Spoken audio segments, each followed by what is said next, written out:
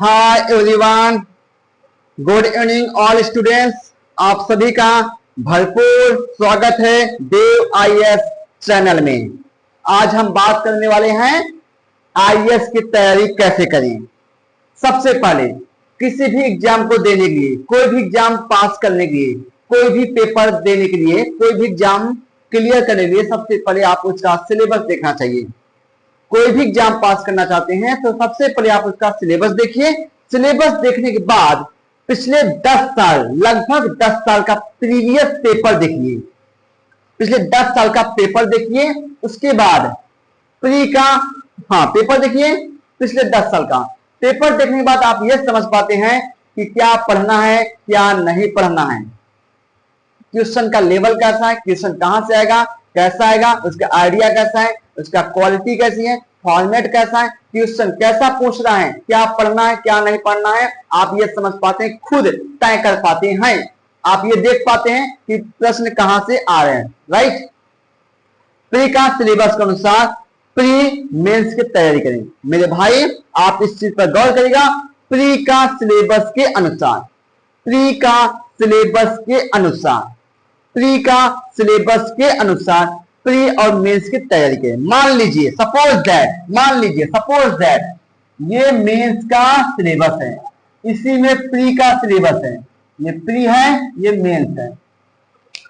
देखिएगा, प्री का सिलेबस के अनुसार प्री और मेंस की तैयारी करिए। होता क्या है, कुछ स्टूडेंट, कुछ कैंडिडेट क्या गलती करते हैं यूपीएससी की तैयारी के दौरान, यूपीएससी की तैयारी में, तो सबसे पहले वो इंटरव्यू के पीछे पड़ जाते हैं कि इंटरव्यू कैसे होगा, इंटरव्यू में क्या क्या पूछा जाता है, वगैरह वगैरह। तो ये इंटरव्यू के पीछे मत पड़िए, क्योंकि इंटरव्यू बहुत दूर है।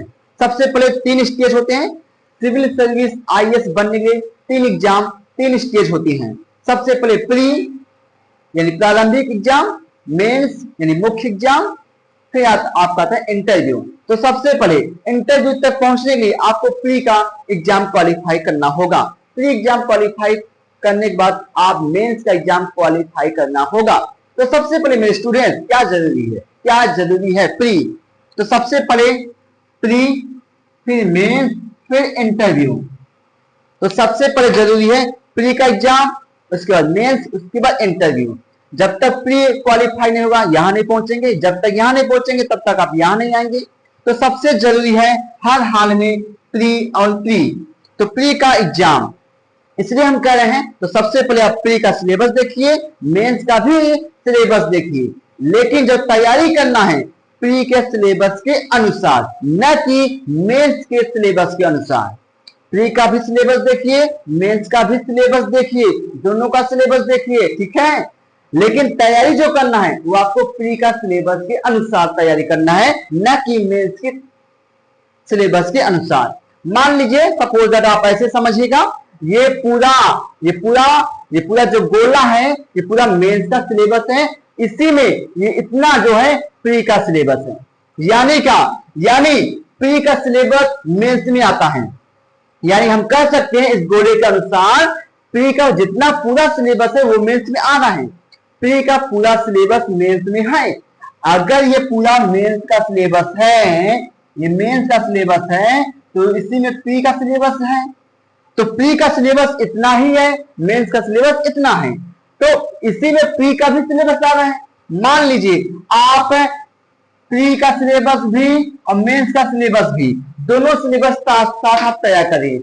मान लीजिए आपने प्री का एग्जाम दिया ही नहीं, तो मेंस का तो सवाल ही नहीं उठता है, ना ही इंटरव्यू का। आपने प्री का एग्जाम नहीं दिया है, तो आप तैयारी कर रहे हैं प्री का भी, मेंस का भी, साथ साथ प्री का भी सिलेबस तो आप तैयार कर रहे हैं और मेंस का भी सिलेबस तैयार कर रहे हैं। मान लीजिए आपने प्री का एग्जाम देने गए, आपका प्री का सिलेबस सही से तैयारी नहीं है, सही से कंप्लीट पूरा नहीं है, तैयार नहीं सही थे, आपने प्री का एग्जाम दिया और आप फेल हो गए।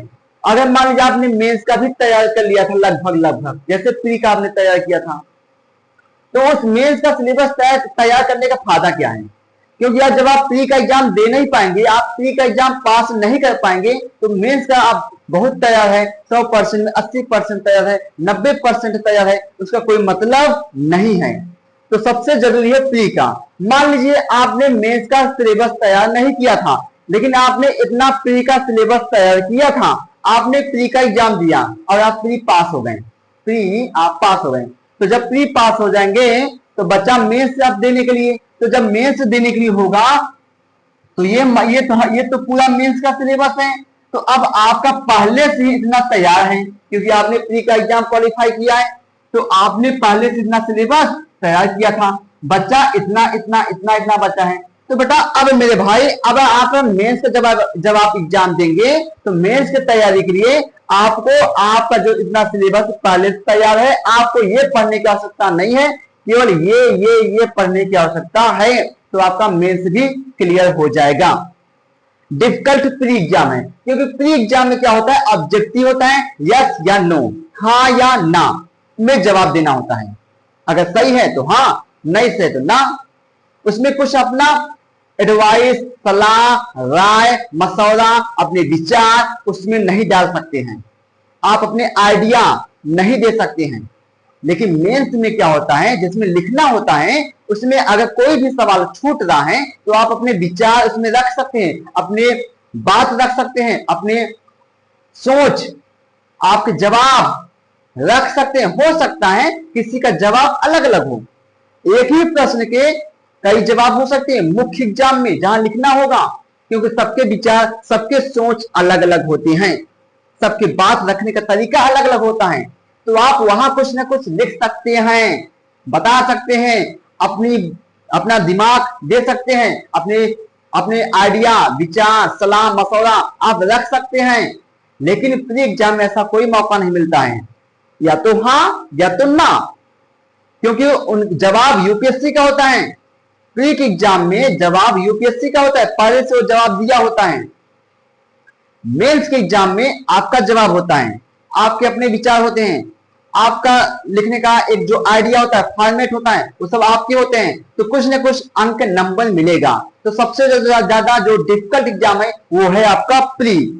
तो क्योंकि प्री में या तो हाँ या तो ना, कुछ भी लिखना नहीं है, कुछ मौका ही नहीं मिलता है, कुछ बताने का, कुछ बोलने का कुछ ना मौका नहीं मिलता है। मेंस में तो मौका भी मिलता है लिखने का, और उससे भी सबसे आसान है इंटरव्यू, क्योंकि इंटरव्यू में अगर कुछ पूछा जाता है वहां आपको बोलने का मौका मिल रहा है, लिखने का मौका नहीं है, बोलने का मौका है। आप कुछ न कुछ अपने विचार, अपने आइडिया दे सकते हैं, प्रस्तुत कर सकते हैं। कुछ विचार अपने जो आप अपने जीवन में सीखे हैं, अपने लाइफ में जो देखे हैं, आप अपनी विचार रख सकते हैं, वहां मौका मिलता है। लेकिन प्री के एग्जाम में ऐसा कुछ नहीं, इसलिए सबसे जरूरी है प्री का एग्जाम। तो जो प्री का सिलेबस है ये मेंस के सिलेबस में पूरा है, ये पूरा मेंस का सिलेबस है, ये प्री का सिलेबस है, यानी प्री का पूरा सिलेबस मेंस में है। तो आप प्री का सिलेबस के अनुसार प्री और मेंस दोनों की तैयारी करिए, लेकिन प्री का सिलेबस के अनुसार। तो जो प्री में से है वही तैयार आपको करना है, जो मेंस में है और जो प्री में भी है वही तैयार करना है। हम कह सकते हैं कि जो प्री का सिलेबस है उसी के अनुसार आपको तैयारी करना है। जो सिलेबस प्री में नहीं है और मेंस में है, जो सिलेबस, जो विषय प्री में नहीं है और मेंस में है, उसको आप अभी के लिए स्किप कर दो जब तक आपका प्री क्वालिफाई नहीं होता है। अब आप उसको पढ़कर तैयार करके कुछ नहीं कर सकते हैं जब तक आपका प्री एग्जाम क्वालिफाई नहीं होगा। तो आप प्री का सिलेबस के अनुसार तैयारी करिए। तो जो जो प्री में है, जो जो विषय प्री में है, जो जो सिलेबस प्री में है, पहले आप उसको तो तैयार कर लीजिए। वही बहुत है, वही बहुत ज्यादा है। 5 विषय है, 5 सब्जेक्ट तैयार करना है, जब मजबूत करना है, ठीक है। तो 5 सब्जेक्ट प्री को तैयार कर लीजिए। तो वो सिलेबस जो प्री में है मेंस में भी है, आप जो प्री का सिलेबस है उस सिलेबस के ध्यान में रखते हुए तैयारी करिए। तो वो सिलेबस जो प्री में भी है मेंस में भी है उसको आप तैयार करिए। जो सिलेबस प्री में नहीं है मेंस में है उसको आप छोड़ दीजिए। प्री एग्जाम क्वालिफाई करने के बाद आप वो जो बाकी का सिलेबस है आप तैयार कर लीजिएगा, ठीक है। तो प्री का सिलेबस के अनुसार तो सबसे पहले 5 सब्जेक्ट आता है। हिस्ट्री यानी इतिहास, पॉलिटी यानी राज्य व्यवस्था, इकोनॉमी यानी अर्थव्यवस्था, ज्योग्राफी यानी भूगोल, एनवायरनमेंट यानी पर्यावरण। तो 5 सब्जेक्ट, सबसे पहले इन पांचों सब्जेक्ट में हमें कौन सा सब्जेक्ट पहले स्टार्ट करना है, कौन सा सब्जेक्ट सबसे पहले हमको पढ़ना है। देखो मेरे भाइयों, मेरे बच्चों, मेरे मित्रों, आप ये देखते होंगे सबसे पहले अगर हम कोई भी सिलेबस, कोई भी सब्जेक्ट अगर पढ़ेंगे, अगर हम इतिहास जान गए, बहुत कुछ जान गए हम। आप अगर इकोनॉमी पढ़ना स्टार्ट करते हैं, इसमें इतिहास आएगा। अगर आप पॉलिटी पढ़ना स्टार्ट करते हैं, इसमें भी इतिहास आएगा। यानी कि शुरुआत आज से कई साल पहले हुआ था, तो वह इतिहास में हो गया। ऐसे बहुत से स्कीम, बहुत से लॉ जो पॉलिटी में है वो हिस्ट्री में है। तो सबसे पहले आप शुरुआत इतिहास से करेगा, क्योंकि आप जो भी स्टडी करने वाले हैं, पुरानी बातें स्टडी करने वाले हैं, जो भी विषय आप पढ़ने वाले हैं, तब बीते हुए पल को, बीते हुए समय को जानेंगे आप। जो बीत गया है उसी के बारे में आपको स्टडी करना है। तो सबसे पहले मेरे भाइयों इतिहास शुरुआत करिए, इतिहास से शुरुआत करिए। अगर एनसीईआरटी पढ़ना चाहते हैं, एनसीईआरटी से शुरुआत करिएगा, कक्षा 11 और 12 का इतिहास से। उसके बाद आप पॉलिटी स्टडी करेगा, क्योंकि इतिहास जब आप पढ़ते हैं, क्योंकि इतिहास के बाद हमारे देश में प्राचीन इतिहास है, मध्य इतिहास है, आधुनिक इतिहास है। आधुनिक इतिहास में कई स्कीम, जब देश आजाद हुआ उसमें पॉलिटी लाया गया, यानी संविधान बना, ठीक है, लॉ बने, कानून बने, नियम बने, वो इतिहास में जिक्र है आधुनिक इतिहास में। वहीं फिर आता है पॉलिटी में। जब पॉलिटी पढ़ लेंगे तो पॉलिटी में वैसे कई नियम, कई कानून है जो इकोनॉमी में है, जैसे पंचायती राज हो गया, पंचवर्षीय योजना हो गया। सॉरी, एक मिनट, ये फोन आ रहा है।